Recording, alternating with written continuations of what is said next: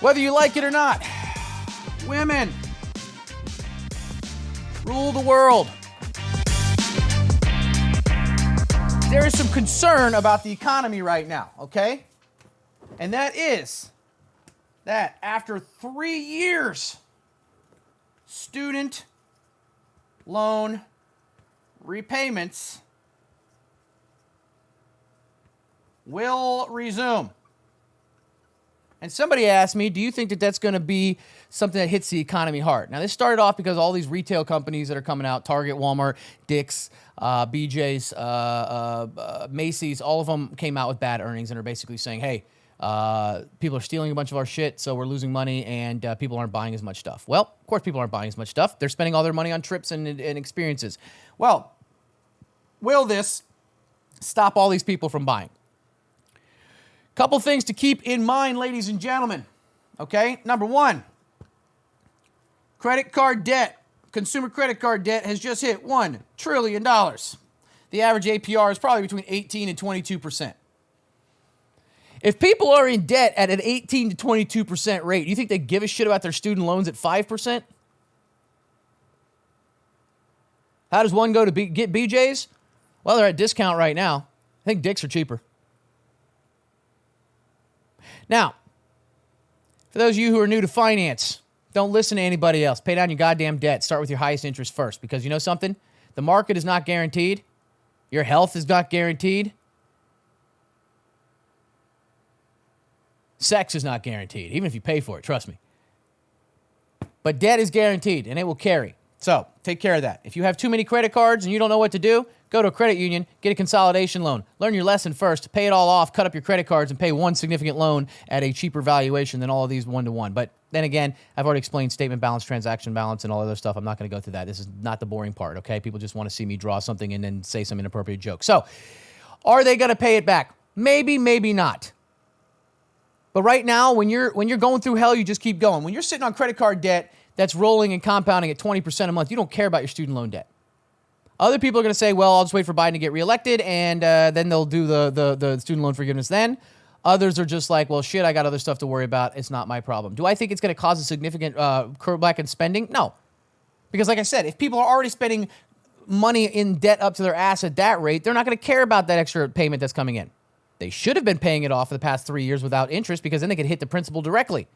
That's a whole other conversation if you're new here and you don't know about amortization. You'll pick it up over time. Okay? Now,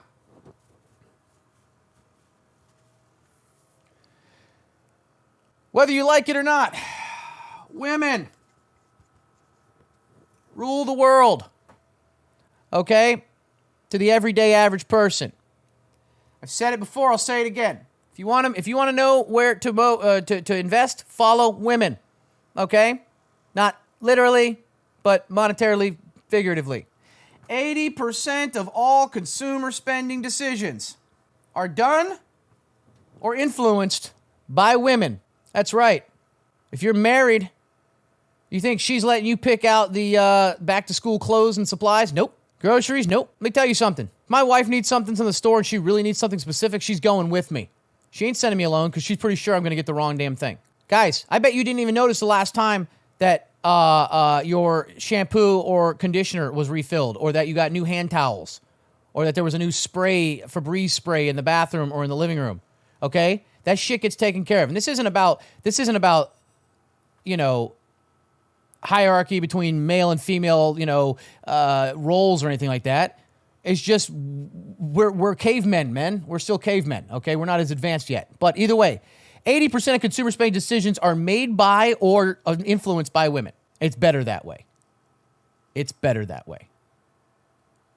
Okay? For those of you guys that disagree, for you men in here that disagree, that's because you're like, well, I'm not married, Stocky. That's because you still live with your mom. She does it, okay? I'm not saying all decisions are made by women. This is a fact. This isn't my opinion. 80% of consumer spending decisions are made by or influenced by women. That's just how it goes, guys. That's just how it goes. That's a fact. That's not my opinion, okay?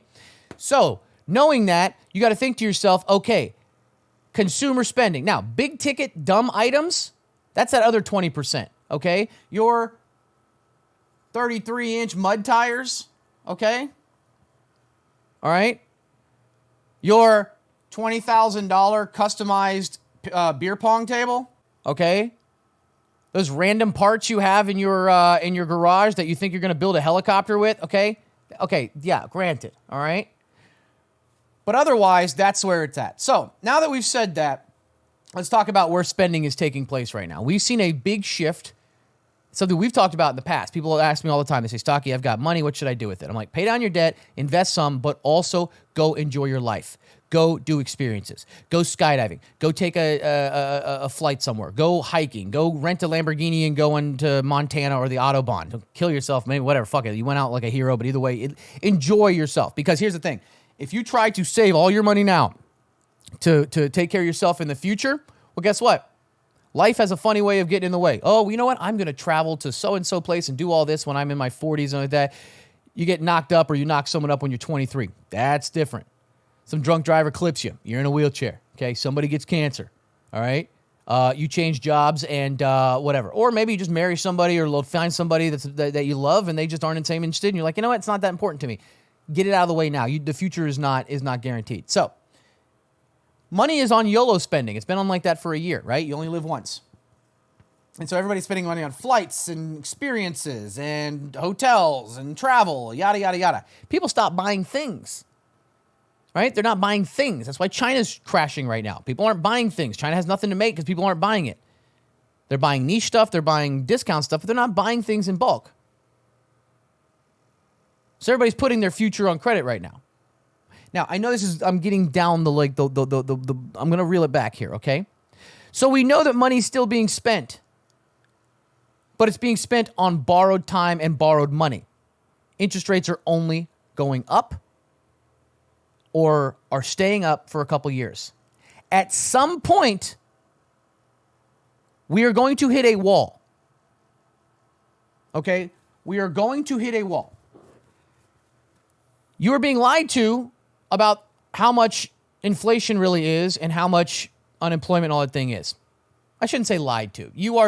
It's being misrepresented based on the way that the numbers are aggregated. But either way, at some point, we went from consumer credit debt to this during COVID to higher than we were before. At some point, we are going to get to where either people make more money to keep up with spending, prices come down, all right? So either people have to make more money to keep up with it, prices come down so people can afford it, or defaults happen. Now, this could be a small amount of people, could be a very large amount of people, but we are in what's called a debt cycle. It's a 10-year debt cycle, okay? Times are good, right? Everybody's spending. Times are bad, everyone's saving. And the government's supposed to be doing the opposite. As times are going up and people are making money and taxes are up and expenses are up, the government should be paying down their debt. And then as the economy and people's spending goes down, the government should be stimulating the economy and going back into debt, right? They should be doing the opposite. Right now, it's not. So we're getting to a breaking point. People can't buy houses. People can't sell houses because they're too expensive and the rates are too high. The last new car under $20,000 is about to be gone. The Mitsubishi Mirage, RIP. Vehicles are too expensive. Food is up 10, 20% depending on where you shop and what you buy. Now, wages are up. Don't get me wrong. People are making more money on average, and that's why we've been able to sustain this, right? Between COVID-level savings from stimulus checks and unemployment, and the fact that people are making more money, right? People that were making money at Home Depot 3 years ago were making $9 per hour are now making $15 per hour. So you're able to sustain this to a point, right? The average person who's changing jobs right now or for the past 2 years has seen a 30% increase in their salary. That's why people are still able to afford shit, because people are making more money. But at some point, either salaries are going to stop going up, or the job market is going to tighten up, or should I say weaken, or prices are going to have to come down. Otherwise, you get to a point where you either have the Fed pull in Argentina, but sooner, because the Fed has already said they're not going to lower rates until 2025. Like they want to crush this. And I hate to say it, but we kind of need it right now. The amount of people that are on credit and that are buying. I mean, have you seen a listing in Austin, Texas of Airbnbs versus homes for sale?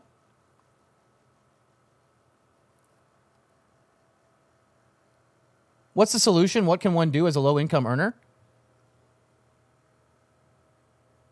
I mean, the best thing you can do as a low-income earner right now is if you're preparing for a recession, all right, obviously the best thing to do is pay down your debt.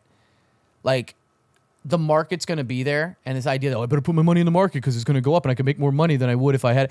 No, pay down your debt because you don't know what the unknown is. Number two, do whatever you can to better yourself. I give these guys, like, for example, when you're looking for new jobs nowadays, jobs and interviews, it goes through AI and a computer before it even gets to it. But use resources you have, like the free. I have a thing where you can get all these free certifications, like thousands of them online, and you can pad the shit out of your resume. It's insane. It won't cost you anything. You do it in your off time. But I'm going to be real with you. I'm not going to sit here and lie to you and be like, oh, well, just stop going to Starbucks and buying avocado toast and you'll be rich one day. Nah, everybody's fucked right now. Right? Like, unless you already had money, and I don't even be rich. If you already had money in 401ks and IRAs and stuff like that ahead of this and the market's been going, you're doing a little bit better. But we're leaving a lot of people behind right now. And either we got to bring those people up or more people are going to go down. And that consolidation is going to continue to happen. And so I'm not trying to be doom and gloom, but I also don't want to lie to you. Like, the best thing you can do right now is pad your emergency fund, pay down your high interest debt, consolidate it even at these high rates if you have to, and just sit back and be like, let's hope everything's fine. Here we go. You've watched me talk about something, go on a blackout rant, personally attack everybody, bring it back. My shirt's still going to come off in an hour.